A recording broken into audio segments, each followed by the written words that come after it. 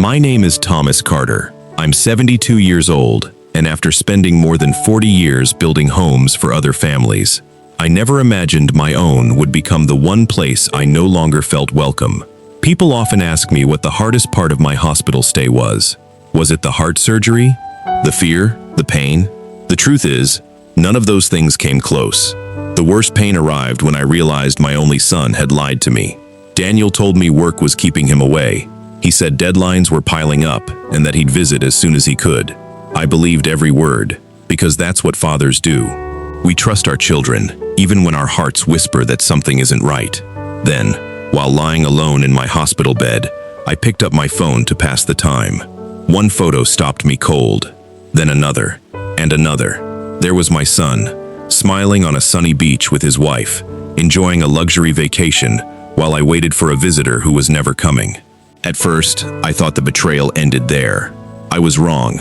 Those vacation photos uncovered a secret far bigger than a missed hospital visit. They forced me to question everything I believed about my own family. By the time I learned the whole truth, nothing in my life would ever be the same. Before I tell you how it all unfolded, I'd love to know where you're watching from today. Leave your city, state, or country in the comments. And if stories about family, resilience, and finding strength after betrayal speak to you, please like this video and subscribe to the channel. Now, let me take you back to the morning everything began. The morning of my heart surgery began long before the sun came up. I stood in my kitchen with a cup of coffee I barely touched, staring out the window at the maple tree my wife, Linda, had planted more than 30 years ago. "I'll be home in a few days," I whispered, even though there was no one left to hear me. An hour later, I was checking into St. Andrew's Medical Center. A smiling nurse greeted me. "Good morning, Mr. Carter. I'm Emily. I'll be getting you settled before surgery." "Morning. How are you feeling?" I chuckled softly. "Ask me after I've had my second cup of coffee." She laughed. "I hear that a lot." As she wrapped the identification band around my wrist, she glanced at her chart. "Do you have a family member coming today?" "My son will be here." She smiled. "That's wonderful. Having family nearby makes recovery much easier. I know he'll come." I said it with confidence. At least, I wanted to believe it. A few minutes later, another doctor walked into the room. "Mr. Carter?" "That's me." He extended his hand. "I'm Dr. Michael Harris. I'll be performing your surgery." We shook hands. "I've reviewed your tests," he said. "Everything looks encouraging. It's a routine procedure, and I expect a smooth recovery." "That's good to hear. There is one thing I'd like to recommend." "What's that?" "If possible, have someone stay close during the first day after surgery. Patients recover better when family is nearby. My son Daniel will be here." "Excellent." After Dr. Harris left, I reached for my phone and called Daniel. He answered after the second ring. "Hey, Dad." "Morning. Are you already at the hospital?" "I just checked in. How are you holding up?" "I've been through tougher construction sites." He laughed. "That sounds like you. I'll be fine." "You will." There was a brief silence. "So, you don't have to ask," Daniel interrupted. "I'll come after work. You don't need to stay all night. I know. I just wanted to see your face when I wake up." "You will. You promise?" "I promise, Dad." Those words settled something inside me. After we hung up, I leaned back against the pillow. It reminded me of another promise. Daniel had been 8 years old when Linda died. He stood beside me at the funeral wearing a suit that was 2 sizes too big. He squeezed my hand. "Dad?" "Yeah, buddy?" "I'm not going anywhere." I had smiled through tears, and neither am I. For the next 34 years, I tried to keep that promise. I worked weekends, skipped vacations, missed fishing trips with friends. Every extra dollar went toward Daniel's future, college, his first apartment, his wedding. When he wanted to start his own consulting business, I emptied part of my retirement savings without thinking twice. "You've already done enough," he had told me. I smiled. A father never finishes the job. A soft knock interrupted my thoughts. Emily walked back into the room. "Everything ready?" "I suppose so." She adjusted my blanket. "You've got this. I hope my son gets here before I wake up." "I'm sure he will." The operating room lights blurred into bright circles. The next thing I remember was opening my eyes hours later. Everything felt heavy. Emily noticed immediately. "Welcome back." My throat was dry. "Did everything go okay?" She smiled. "Your surgery was successful." I let out a slow breath. "Good." I looked toward the doorway. Nobody. I waited another hour. Still nobody. Finally, my phone buzzed. A message from Daniel. "Dad, I'm so sorry. Something huge came up at work. My biggest client has an emergency meeting, and I can't get away today. I'll come tomorrow. I promise. Love you." I stared at the screen for a long moment. Emily noticed my expression. "Everything okay?" I forced a smile. "My son got stuck at work." "Oh, he runs an important business. I'm sure he'll come as soon as he can." "I'm sure he will." I locked my phone and placed it on the bedside table. Daniel had never broken a promise to me before, so I told myself this was different. I told myself work really had needed him, but for some reason, as I lay there listening to the steady beep of the heart monitor, I couldn't shake the feeling that something wasn't right. The next morning began with the sound of a blood pressure cuff tightening around my arm. "Good morning, Mr. Carter," Emily said with her usual warm smile. "How did you sleep?" I gave her a tired grin. "I've slept better in an old pickup truck." She laughed as she checked the monitor. "Your numbers look good. Dr. Harris will probably have you walking the hallway today. That's progress, I suppose." "It is." She glanced toward the empty chair beside my bed. "Has your son been able to make it in yet?" I looked away for a moment. "Not yet. He had another busy day at work." "I'm sorry. He'll come," I answered quickly, almost as if I were trying to convince myself. After breakfast, Dr. Harris stopped by. "How are we feeling today, Thomas?" "Sore." "That's expected." He looked over my chart before smiling. "Your heart is responding exactly as we'd hoped. So when do I get out of here? If everything continues like this, another couple of days." Music to my ears. Before leaving, he paused. "Having family around really helps recovery. Don't hesitate to lean on them." I'll remember that. Once he was gone, the room became quiet again. Too quiet. Across the hallway, I watched a little girl run into another patient's room, carrying a balloon almost as big as she was. "Grandpa!" The old man laughed so hard, I could hear him through the partially open door. A few minutes later, another family arrived, carrying flowers. Then another. Every room seemed full of conversation. Mine stayed silent. Around noon, I picked up my phone. No missed calls. No new messages from Daniel. I sighed and opened social media, hoping to distract myself for a few minutes. Friends had left kind comments, wishing me a speedy recovery. Old coworkers had sent prayers. Even neighbors I hadn't seen in years had checked in. I smiled as I read each message. Then one familiar name appeared near the top of my screen. Sarah Carter, my daughter-in-law. She wasn't someone who posted often, but when she did, everything looked polished and perfect. Family dinners, holiday decorations, fancy restaurants. She liked sharing the happy moments. Curious, I tapped her newest post. The first picture filled my screen. Bright blue water, palm trees swaying in the breeze, a white sandy beach stretching toward the ocean. I frowned. "That's beautiful," I murmured. Then I swiped to the second photo. My breath caught in my throat. Standing beneath those same palm trees, wearing sunglasses, holding a tropical drink, and smiling as though he didn't have a care in the world, was my son, Daniel. I stared at the screen, certain my eyes were playing tricks on me. "No." The word slipped out before I even realized I'd spoken. Daniel stood on a beach, wearing a Hawaiian shirt I had never seen before. Sarah was beside him, laughing as she leaned against his shoulder. Behind them, the ocean sparkled beneath a cloudless sky. I zoomed in. Maybe these were old pictures. Maybe she'd finally gotten around to posting a vacation they'd taken months ago. That had to be it. It was the only explanation that made sense. Just then, Emily walked into the room carrying a tray of medications. "Everything okay, Mr. Carter?" I quickly locked my phone. "Yeah, just looking at family pictures." She smiled kindly. "They always bring back memories." "They do." After she left, I unlocked my phone again. This time, I looked at the small details instead of Daniel's smiling face. The caption read, "Finally taking the break we deserved. Paradise feels even better than we imagined." Below it were dozens of comments. "You two look amazing. Enjoy every minute. Beautiful resort." Then my eyes stopped on something I hadn't noticed before. A tiny gray line beneath the post. "Posted 2 hours ago." My heartbeat quickened. "No." I tapped the first photo. The platform displayed more information. "Beachside Resort, Monday, 11:18 a.m. Monday, today." The same day Daniel had texted me. "Dad, I'm so sorry. Something huge came up at work." I opened our conversation and read his message again. "Big client. Emergency meeting. Can't get away." Every word suddenly felt hollow. I wasn't angry. Not yet. I was confused.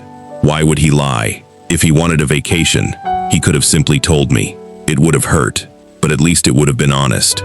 Instead, he'd let me lie here, believing work had kept him away. I slowly swiped through the rest of the photos. There they were at a beachfront restaurant, then on a boat, then walking hand in hand through a luxury resort. Each picture chipped away at the excuse I'd been clinging to. When I reached the final image, I froze. Hidden in the background, just over Daniel's shoulder, was a familiar face. I leaned closer to the screen. My hands began to tremble. I know that man. And in that instant, I realized this wasn't just a family vacation anymore. Something much bigger was hiding inside that photograph. I couldn't stop staring at that last photo. The man in the background looked familiar, but no matter how hard I tried, I couldn't place him. Maybe it was the medication. Maybe I was simply exhausted. I locked my phone and rested my head against the pillow. "Don't jump to conclusions," I whispered to myself. But my mind wouldn't listen. An hour later, curiosity got the better of me. I opened Sarah's post again and began looking through every single picture, this time much more carefully.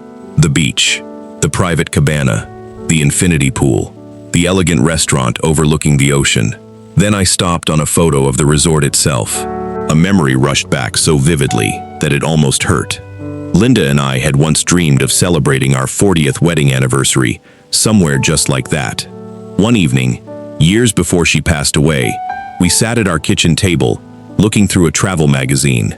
She pointed to a picture of the very same resort. "Tom," she said with a smile, "if we ever decide to splurge, this is where I want to go." I laughed. "Only if I win the lottery." She nudged my shoulder. "You've always been practical." I had to be. We both knew raising Daniel on a single income hadn't left much room for luxury vacations.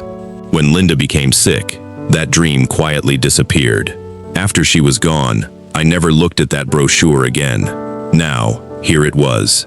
The same white buildings, the same palm-lined walkways, the same breathtaking view. I remembered reading that rooms there started at well over $1,000 a night. Some of the oceanfront suites cost even more. "This can't be right," I muttered. Only 3 weeks earlier, Daniel had been sitting at my dining room table looking worried. "Dad, business has really slowed down. I'm sorry to hear that. I'm trying not to panic, but cash flow's been tight." "How tight?" He hesitated before answering. "I might come up short on payroll." Without thinking twice, I stood, walked into my home office, and wrote him a check. "I'll pay you back. I know you will." Then I smiled. "Take care of your employees first." Daniel hugged me. "I don't know what I'd do without you." At the time, I believed every word he said. Now, looking at those vacation photos, I couldn't help asking myself one painful question. If he couldn't afford payroll, how in the world could he afford this place? I took a slow breath and opened Sarah's profile again. Maybe I was overthinking everything. Maybe this trip had been paid for by one of Daniel's clients. Maybe they'd won some contest. I wanted an explanation that didn't make my son look like a liar. Then I noticed a small icon beneath the photos.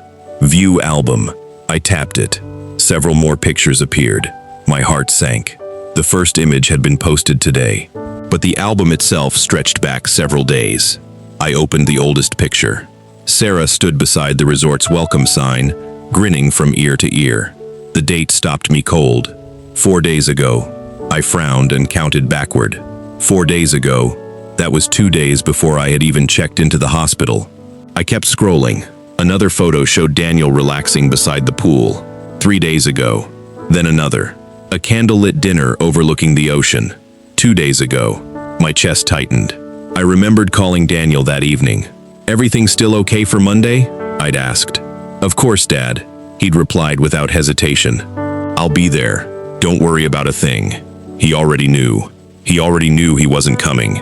The vacation hadn't been a last-minute decision. It had been planned, before my surgery was even scheduled. The emergency meeting, the busy office, the client crisis, every excuse had been a lie. I wasn't disappointed anymore. I was heartbroken. A knock at my door interrupted my thoughts. Emily stepped inside. "Mr. Carter, would you like me to help you walk a little? Dr. Harris wants you moving around." I slipped my phone into the drawer. "Maybe later." She studied my face. "You don't seem like yourself." "I'm just tired. If you need to talk, I'm a good listener." I managed a weak smile. "Thank you." After she left, I sat in silence, staring out the window. For the first time in my life, I wondered if I really knew my own son. Just then, my phone buzzed. A notification from my bank appeared across the screen. "Withdrawal alert. $8,750 has been processed from your retirement account." I stared at the amount. I hadn't withdrawn a single dollar. My hands began to shake as another notification appeared. "If you did not authorize this transaction, please contact your bank immediately." The room suddenly felt very, very quiet. For nearly a full minute, I couldn't move. The number on my screen refused to make sense. I rubbed my eyes and refreshed the banking app.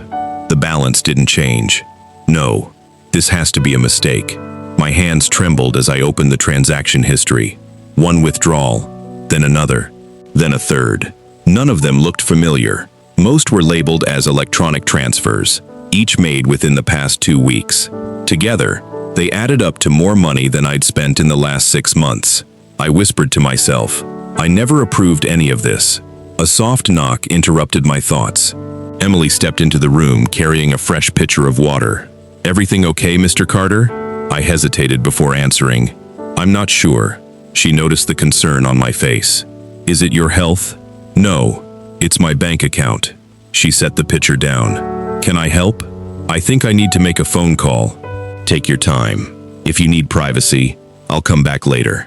"Thank you, Emily." As soon as she left, I called the customer service number printed on the back of my debit card. After a few minutes of automated menus, a calm voice answered. "Thank you for calling First Community Bank. My name is Linda. How may I help you today?" "My name is Thomas Carter." "Good afternoon, Mr. Carter. How can I assist you?" "I believe there's been some kind of mistake." "I'm sorry to hear that. There are several transfers on my account that I don't recognize." "I'd be happy to look into that." She asked me to verify my identity before placing me on a brief hold.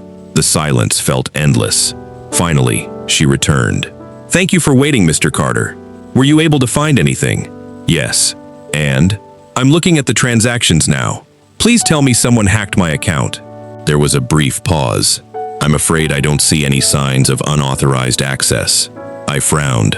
"What do you mean?" "The transfers were completed using your online banking profile." "That's impossible. I haven't logged into my account in weeks." Linda spoke gently, never sounding defensive. "Mr. Carter, according to our records, these transfers were made from a device that's been linked to your account for quite some time." I searched my memory. Then I remembered. About a year earlier, Daniel had insisted on helping me set up online banking. He'd smiled and said, "Dad, it'll make paying bills so much easier."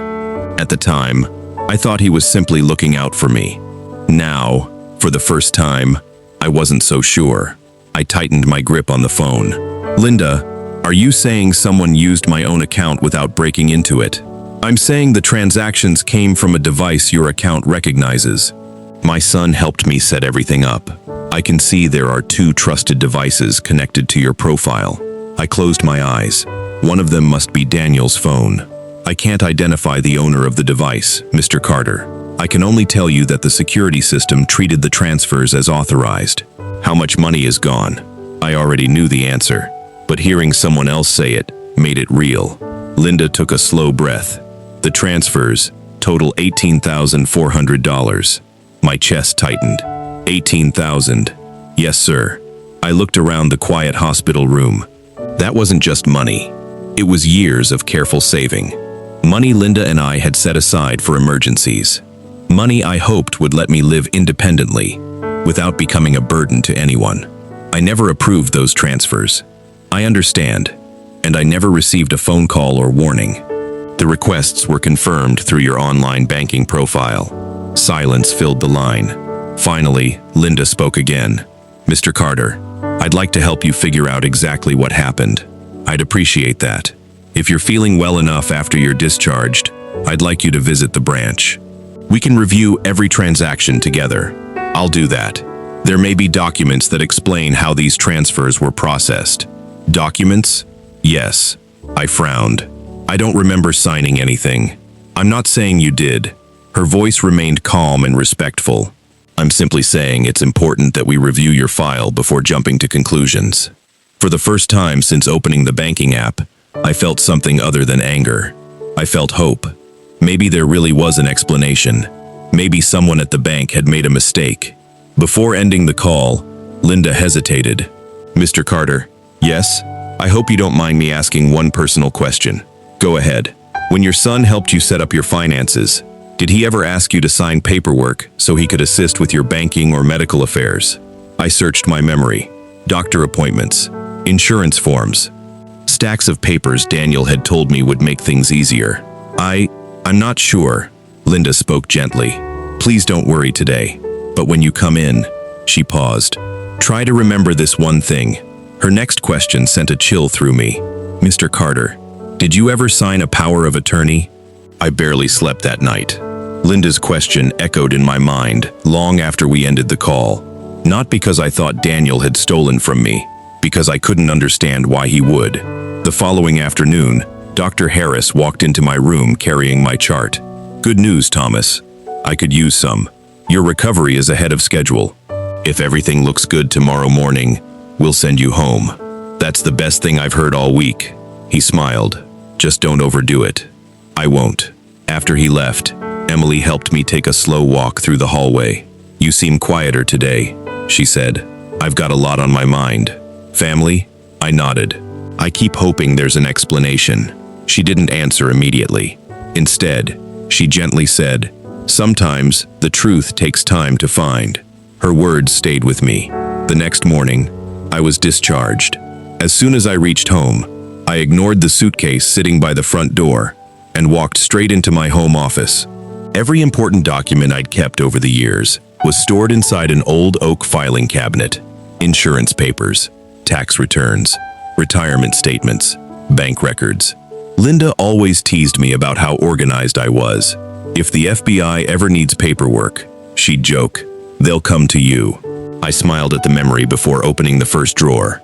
For nearly 2 hours, I searched through folders. Nothing explained the missing money. Then I found a folder labeled Online Banking. Inside were printouts from the day Daniel had helped me modernize my accounts. I remembered that afternoon clearly. Dad, he'd said, setting his laptop on the kitchen table. Paper statements are old-fashioned. I've managed just fine for 40 years. I know, he smiled patiently, but this is safer, faster, and if there's ever an emergency, I'll be able to help you without driving across town. That had sounded reasonable. He clicked through page after page while I signed where he pointed. At the time, I never stopped to read every screen. Why would I? He was my son. As I sorted through the paperwork, one page caught my attention. It wasn't a banking form. It was a printed confirmation showing that, months earlier, my account notifications had been changed. Large withdrawal alerts, password reset emails, security verification codes. Every one of them had been redirected to a different email address, an email address that wasn't mine. I stared at the page for several seconds. The email address looked familiar, not because it belonged to me, because I'd seen it countless times on birthday cards, Christmas emails, and family group messages. It belonged to Daniel. No. I whispered the word into the empty room. There has to be another explanation. I picked up my phone and called First Community Bank. Linda answered almost immediately. Good afternoon, Mr. Carter. It's Thomas again. How are you feeling? Better physically, but I found something. What did you find? My account alerts were changed months ago. There was a short pause. I was afraid you might discover that. So you can see it too. Yes. The recovery email isn't mine. No, sir. It's my son's. I leaned back in my chair, suddenly feeling older than I had in years. I don't remember agreeing to that. Linda spoke carefully. Sometimes people make changes. While helping a family member set up online services, it doesn't always mean there was bad intent. I hope you're right. So do I. She hesitated before continuing. Mr. Carter, I think it's time you spoke with someone who specializes in protecting clients' legal and financial interests. You mean a lawyer? Yes. I've never needed one. I understand. But right now, you need answers more than assumptions. An hour later, I found myself sitting across from Robert Ellis, an attorney I'd known only by reputation. He welcomed me with a warm handshake. Mr. Carter, please call me Robert. Thank you. Linda had already forwarded the account records with my permission. Robert reviewed each page without interrupting. Finally, he folded his hands. You trusted your son. I trusted him with everything. That's what makes situations like this so painful. He pointed to the notification changes. These weren't made overnight. What do you mean? Someone spent months making sure account messages, security codes, and verification emails would never reach you. My stomach tightened. So this wasn't a mistake? Robert met my eyes. I can't say that yet, but I can tell you this. He gently closed the folder. People don't usually prepare something this carefully, unless they've been planning it for quite some time. I felt the room grow quiet. The vacation photos, the missing money, the changed account settings. None of it seemed connected before. Now, it was beginning to look like pieces of the same puzzle. Robert leaned forward and spoke so softly I almost missed his words. Thomas, I think that vacation was only the beginning. Robert didn't waste any time. The morning after our meeting, he called me. Thomas, I'd like you to meet someone. Who? A digital fraud investigator. She specializes in tracing financial activity without jumping to conclusions. 2 days later, I sat across from a woman named Karen Mitchell. She greeted me with a warm smile. Mr. Carter, Robert has filled me in on the basics. I wish there weren't any basics to fill you in on. I understand. She opened a laptop. My job isn't to accuse anyone. My job is to follow the facts. For the next hour, she walked me through my account history. She highlighted dates, logins, changes to security settings, new trusted devices. Everything appeared small on its own. Together, it painted a very different picture. Karen looked at me. These changes weren't rushed. What do you mean? They happened gradually over several months. So nobody would notice? She nodded. That's often how trust is abused. I stared at the timeline on her screen. Months before my surgery, someone had updated contact information, then notification settings, then recovery options. Nothing dramatic, nothing that would make me suspicious. Each step seemed harmless, until they were viewed together. Karen clicked another file. This is interesting. What is it? The same device that changed your banking settings also accessed property tax records. My property? Yes. A chill ran through me. Why would anyone need those? I can't answer why. I can only tell you they were viewed several times. Then another document appeared. Insurance information, home valuation estimates, retirement income projections. I felt sick. Those weren't random documents. They were pieces of my entire financial life. Karen closed the laptop. Mr. Carter. Yes? I don't believe someone was reacting to your surgery. You think this started before that? She nodded slowly. I think someone was preparing for a future they expected would eventually come. And for the first time, I wondered if my illness had simply arrived at the moment someone else had been waiting for. I drove home in complete silence. Karen's words kept replaying in my mind. Someone was preparing for a future they expected would eventually come. I wanted her to be wrong. I needed her to be wrong. That evening, Robert called. Thomas, Karen found something else. What is it? It isn't proof of a crime, but it explains why she believes this wasn't impulsive. The next morning, I met him at his office. He handed me several printed emails. Where did these come from? Your online account. I didn't know they were there. Most people don't. I scanned the first page. It wasn't written by Daniel. It was from Sarah. She had sent Daniel a list, titled, "Things to handle before Dad retires completely." I frowned. "Retires completely?" Robert nodded. "Keep reading." The list wasn't cruel. At least, not at first. Schedule medical appointments. Help organize finances. Review insurance. Discuss downsizing. Each item sounded reasonable on its own. Then I reached the final notes. Once recovery is over, he'll probably realize the house is too much for him. Another line followed. If we present it as helping, instead of taking over, he'll agree. I looked up slowly. Sarah wrote this. She did. I kept reading. Daniel had replied only minutes later. "Let's wait until after the surgery. He'll be tired and won't want to deal with paperwork."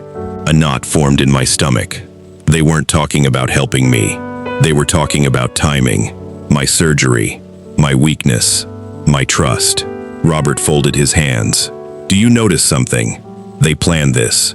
"Yes, but they also expected you to depend on them." I leaned back in my chair. For years, I'd believed Sarah simply followed Daniel's lead. She smiled at family dinners. She remembered birthdays. She always called me Dad. Now I realized she'd been helping shape decisions behind the scenes all along. Not with anger, not with shouting, with quiet planning. The betrayal felt different somehow.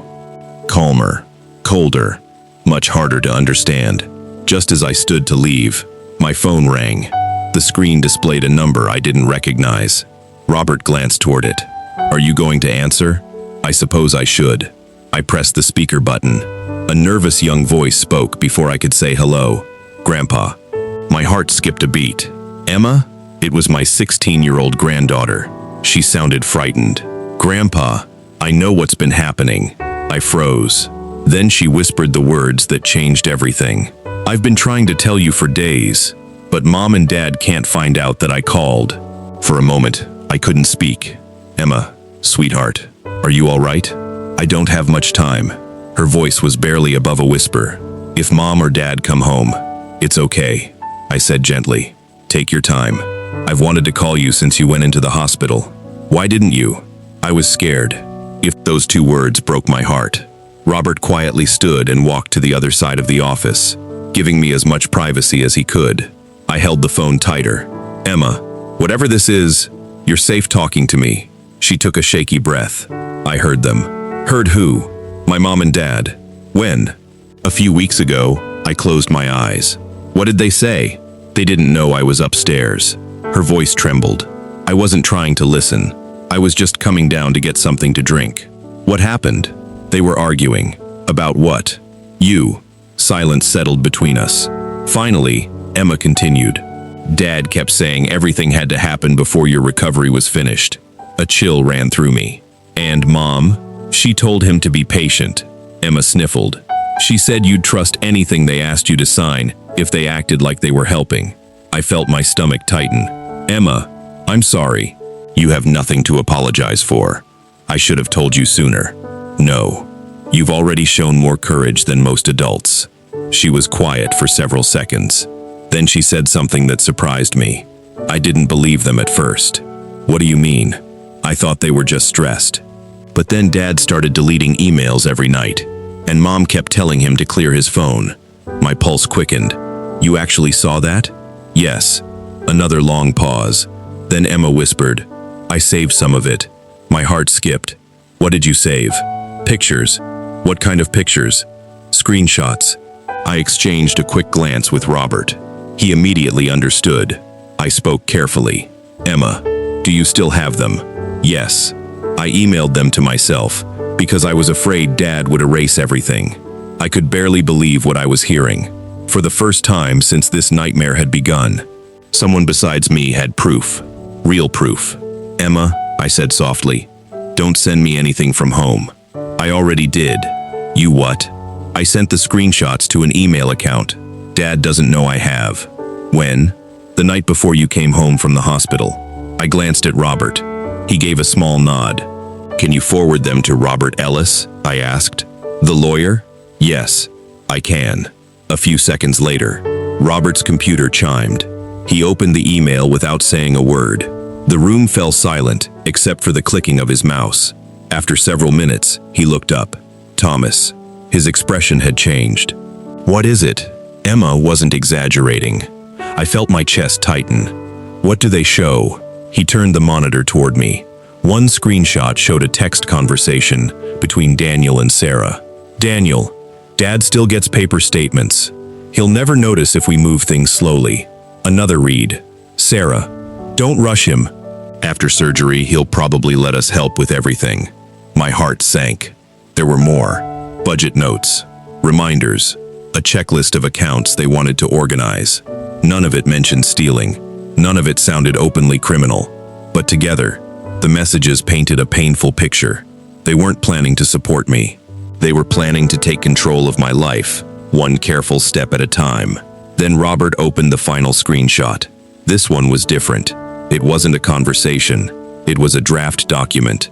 Across the top were the words, "Property Information Update." Several sections were blank. Only my name and home address had been entered. I frowned. "What is that?" "I don't know yet," Robert admitted. "But it wasn't downloaded from your files." Emma spoke through the phone again. "I saw Dad working on that one. After you went into surgery. You actually saw him?" "Yes." He closed the laptop when I walked into the room. Robert leaned closer to the screen. "It looks unfinished." "What does that mean?" "It means someone was preparing paperwork before there was any reason to." A heavy silence filled the office. Emma finally whispered, "Grandpa, I didn't know who else to trust." Tears filled my eyes. "You trusted the right person." After we ended the call, I sat quietly for a long time. Then I looked at Robert. For days, I'd hoped there was some misunderstanding. Now I knew better. I wasn't dealing with mistakes. I was dealing with a plan. I slowly folded my hands, met Robert's eyes, and spoke with a calm I didn't know I still possessed. "It's time." 3 days later, I called Daniel. He answered on the second ring.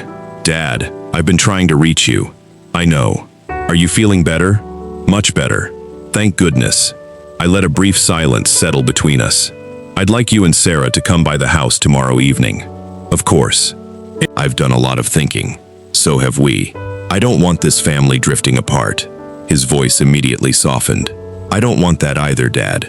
I think it's time we sat down, talked honestly, and put all of this behind us." "I agree. I'll make dinner." He laughed. "I've missed your cooking." "So have I. We'll be there." After hanging up, I looked across the dining room where Linda and I had shared thousands of meals over the years. Tomorrow, the table would host a very different conversation. The next afternoon, Robert arrived first. "You ready?" he asked. "As ready as I'll ever be." He placed a slim folder on the table. "I've organized everything. The bank records, the account changes, Emma's screenshots, copies of emails, a timeline of every suspicious event. Nothing dramatic, just facts." A few minutes later, Linda from the bank joined us. She smiled warmly. "Mr. Carter, thank you for coming. I promised I'd help you find answers. You have." She quietly took a seat beside Robert. The doorbell rang. I opened the front door. Daniel stepped inside, carrying a pie. Sarah followed with a bouquet of flowers. "Dad," Daniel said, smiling, "it's good to see you home." Sarah hugged me. "We've been worried sick." "I appreciate that." Daniel glanced toward the dining room. "Oh." His smile faded. "I didn't realize we were having company."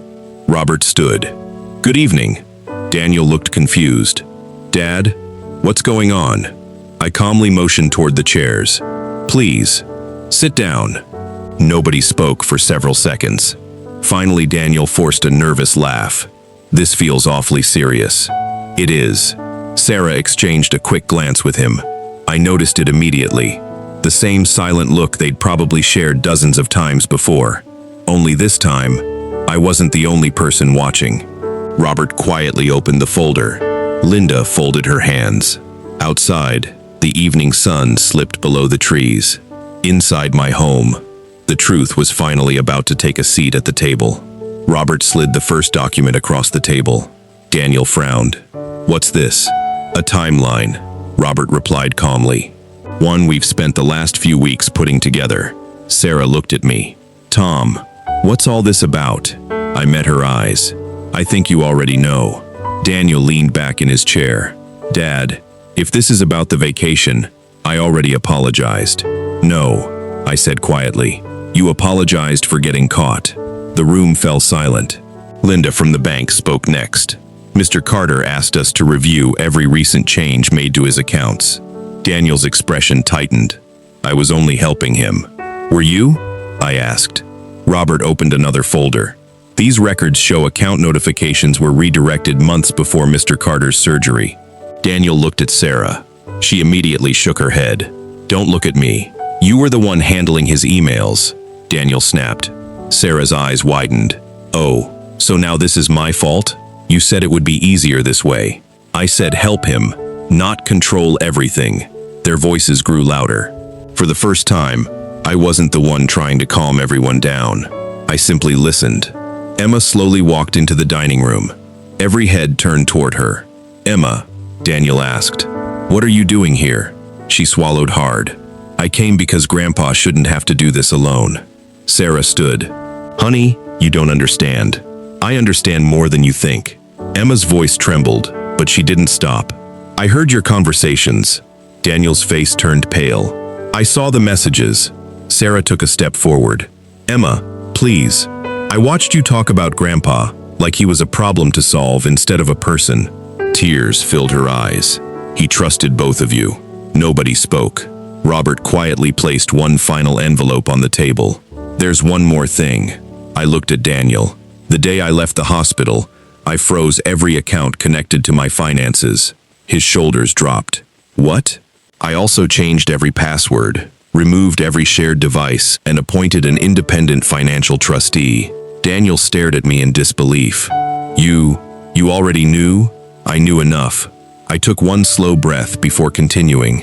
And last week, I signed a new will. Sarah covered her mouth. Daniel looked completely defeated. For the first time in his life, he had no explanation left, no excuse, no one else to blame.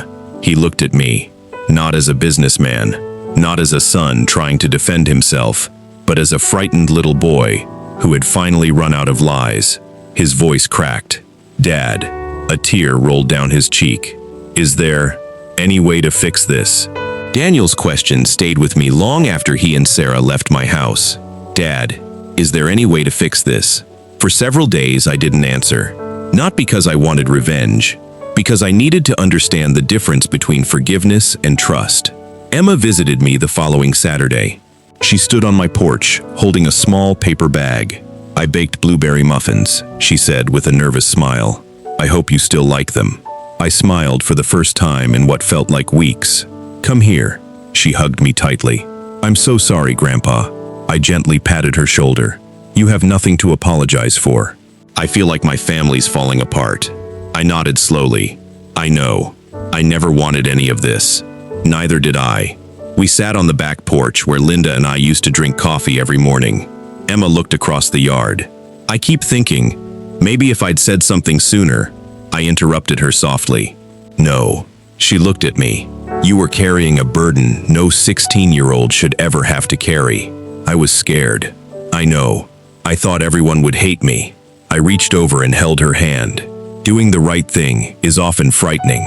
She wiped away a tear. Are you angry with Dad? I thought carefully before answering. I'm hurt. Is that different? Very. She waited. Anger fades with time, but betrayal leaves questions that don't disappear so easily. Emma lowered her eyes. Will you ever forgive them? I hope I will. And trust them again. I gently shook my head. Forgiveness is something we give to free our own hearts. Trust, I paused, has to be earned. She nodded, as though those words finally made sense. Before leaving, Emma hugged me again. Thank you for not giving up on me. I smiled. Sweetheart, you were never the one I needed to give up on.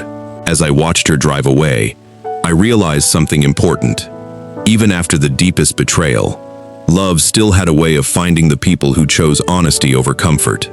This time, I chose the place.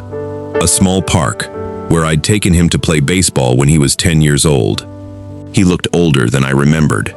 The confidence that had always filled his face was gone. Instead, he stood quietly, with his hands in his pockets. "Thanks for coming, Dad." I nodded. We sat on the same weathered bench where I'd once taught him how to tie a fishing knot. For a long moment, neither of us spoke. Finally, Daniel broke the silence.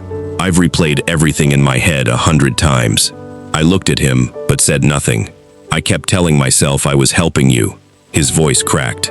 But somewhere along the way, helping turned into controlling. He lowered his head. "I was wrong. I'm sorry."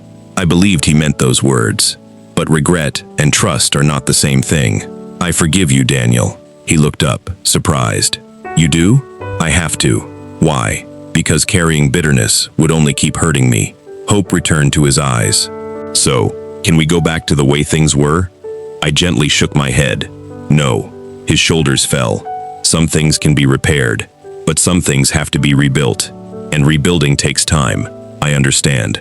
I hope one day you truly will."